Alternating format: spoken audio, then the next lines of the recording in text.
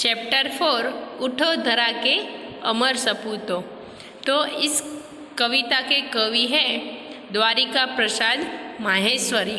तो द्वारिका प्रसाद माहेश्वरी इस कविता में हमें क्या संदेश देना चाहते हैं?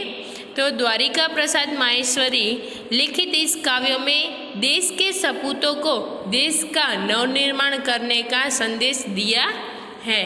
तो इसमें हम आगे कविता देखें तो हमें क्या करना है? देश का नवनिर्माण करना है। तो इसमें है उठो धरा के अमर सपूतों पुनः नया निर्माण करो। यानी कवि क्या कहते हैं? देखो पहला तो धरा यानी कि धरती मातृभूमि, फिर अमर यानी कि जो न मरने वाला हो वो, सपूत यानी कुल का नाम रोशन करने वाला पुत्र, पुनः यानी फिर अथवा फिर से, निर्माण यानी बनाना। तो इस लाइन में क्या कहते हैं कि कवि कहते हैं कि हे भारत माता के अमर पुत्रों, गुलामी की रात अब बीत गई है और आज़ादी की नई सुबह हुई है। तो चलो अब हम क्या करें? आगे नया निर्माण करें। जन जन के जीवन में फिर से नव स्फूर्ति नव प्राण भरो। यानी कि जो अब तुम अज्ञान आलस्य की नींद से जागो और देश के नवनिर्माण में लग जाओ। तुम्हें देशवासियों के जीवन में फिर से नया उत्साह भरना है, उनमें नए प्राणों का संचार करना है। फिर आगे क्या कहते हैं? नई प्रात है, नई बात है, नई किरण है, ज्योति नई, नई उमंगे, नई तरंगे, नई आस है, सांस नई।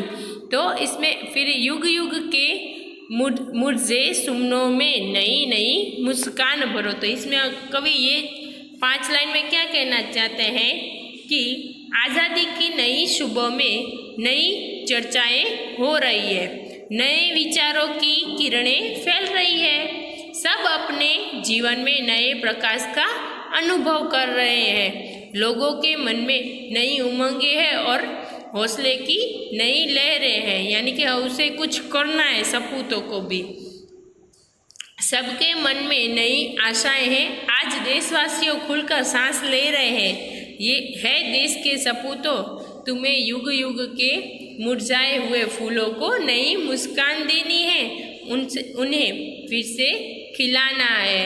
यानी कि नए नए जो कुछ नहीं कर सकते उसको भी बोलना है, चलो आप भी कुछ नया करो, चलो हम देश के लिए भी कुछ नया करें। उठो धरा के अमर सपूतों पुनः नया निर्माण करें। तो चलो जल्दी जल्दी उठ जाओ और हम देश को क्या करें? आगे बढ़ाएं।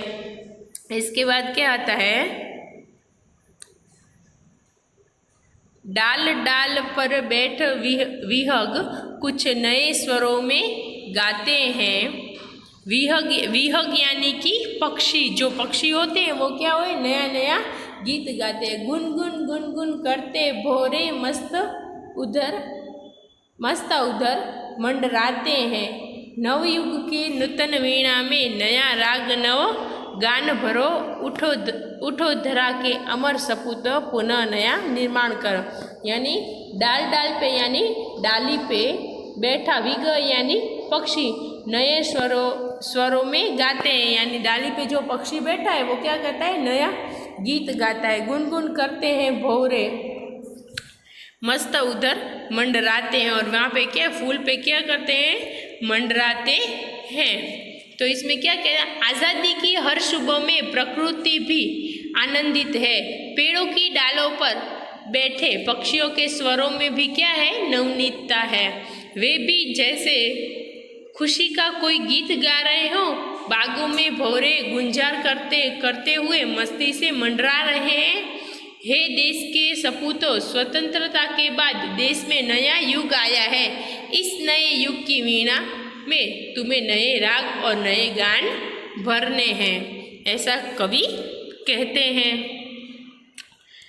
कली कली खिल रही इधर वह फूल मुस्कुराए हैं। यानी कि इधर उद्यान यानी कि जो बाग होता है ना वो बड़ा, वो इधर उद्यान यानी इधर उद्यान में कलियां खिल रही हैं और प्रत्येक फूल मुस्कुरा रहे हैं। तो इसके आगे क्या होता है, हम चलो देखते आगे। धरती माँ की आज हो रही नई सुनहरी काया है, नूतन मंगलमय ध्वनियों से गुंजित जग उद्यान करो, उठो धरा के अमर सपूतो पुनः नया निर्माण करो।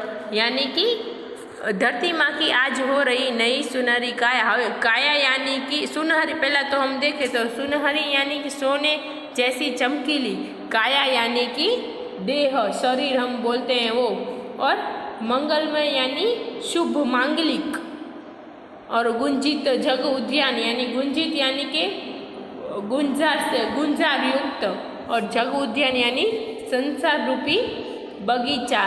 तो इसमें कवि क्या कहेंगे, इस पंक्ति में सारे देश में स्वतंत्रता के सूर्य का प्रकाश फैला हुआ है, ऐसा लगता है जैसे भारत माता का शरीर आज सुनहरा हो रहा है।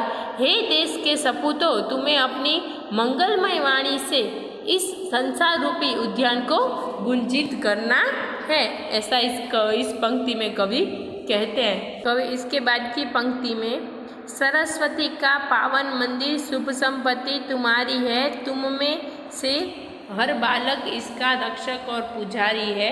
सत सत दीपक जला ज्ञान के नवयुग का आह्वान करो, उठो धरा के अमर सपूतो पुनः नया निर्माण करो। तो इसमें पावन यानी पवित्र, सत सत यानी 100 बार हम दीपक जलाए के ज्ञान ऐसा, और इसके बाद आह्वान करना यानी पुकारना, बुलाना, ललकारना, चुनौती देना, ऐसा हो सकता है। स्फूर्ति यानी कि उत्साह। तो इस पंक्ति में कवि क्या कहना चाहते हैं, कवि देश के बालकों से कहते हैं कि हमारा देश सरस्वती का पवित्र मंदिर है, यहाँ की कल्याणकारी सारी विद्याएं ही तुम्हारी संपत्ति है। तुम में से प्रत्येक बालक इस विद्या मंदिर का रक्षक और पुजारी है। तुम्हें यहाँ ज्ञान के सैकड़ों दीपक जलाने हैं और नए युग का आह्वान करना है। तुम्हें भी सभी प्रकार का ज्ञान पाकर देश का भविष्य उज्जवल बनाना है। हमें भी देश के लिए कुछ करना चाहिए और देश का कुछ कल्याण हो, इसके लिए आगे कुछ नया नया देश का अच्छा हो, ऐसा हमें करना चाहिए। इस कविता में कवि यही कहना चाहते हैं। शब्दार्थ है निर्माण यानी बनाना, जो मैंने आगे आपको बता दिया है। गुंजित यानी भौरों के गुंजार से युक्त, प्राय यानी अक्षर, उद्यान यानी बाग, पुनः यानी फिर, दोबारा, आह्वान यानी ललकार, चुनौती, स्फूर्ति यानी कि उत्साह।